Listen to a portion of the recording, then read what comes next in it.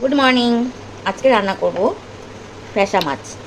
তো দেখো, ফ্যাসা মাছ কেটে ধুয়ে পরিষ্কার করে নিয়েছি, অল্প নুন দিয়ে দিলাম আর হলুদ। তো অল্পই মাছ আছে।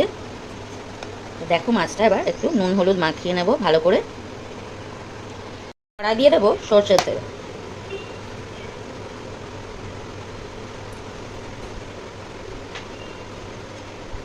তো তেলটা গরম হলে মাছটা ভেজে নেব। আর আমার লাগবে একটু পেঁয়াজ রসুন আদা বাটা। তেল গরম হয়ে গেছে, মাছটা ভেজে নেব।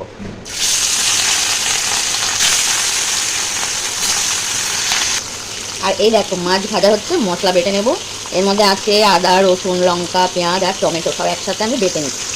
তো দেখো, মাছটা উল্টে দিচ্ছি আর মাছটা খুব কাটছে, তো আমি একটু সাবধানে।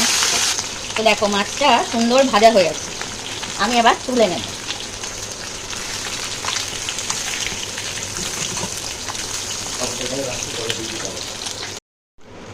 দিয়ে দিচ্ছি একটু পেঁয়াজ কুচি। পেঁয়াজটা ভালো করে ভেজে নেব। এই দেখো, পেঁয়াজটা বেশ ভালো করে আমি ভেজে নিয়েছি। এবার কিন্তু দিয়ে দেবো এই মশলাটা, যেটা আমি বেটেছি। তো অল্প মাছ, তাই খুব বেশি মশলা কিন্তু আমি নিইনি। তো দিয়ে দেবো মিক্সির বোলটা একটু ধুয়ে জল। তো এর মধ্যে অল্প হলুদ দেব আর অল্প নুন। তো এবার মশলাটা কষিয়ে নেব।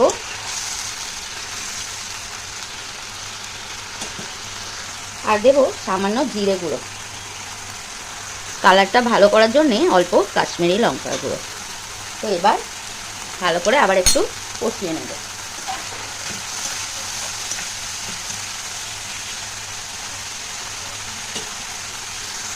মশলাটা কিন্তু ভালো করে কষিয়ে নিতে হবে।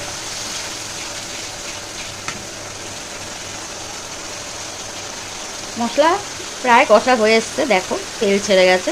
তো এবার দিয়ে দেব মাছগুলো।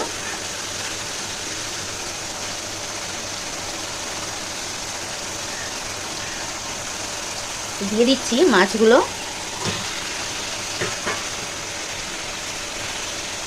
অল্প জল দেব। তো দেখো, অল্প জল দিয়েছি।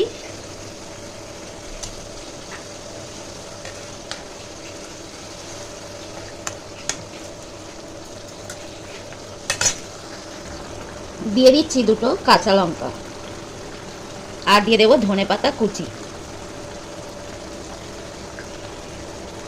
তো কেমন লাগছে বলো, দারুণ হবে খেতে। তো ভিডিওটা সবাই দেখো প্লিজ। যদি ভালো লাগে লাইক করবেন, শেয়ার করবেন, সাবস্ক্রাইব করবেন নতুন ভিডিও পাওয়ার জন্যে।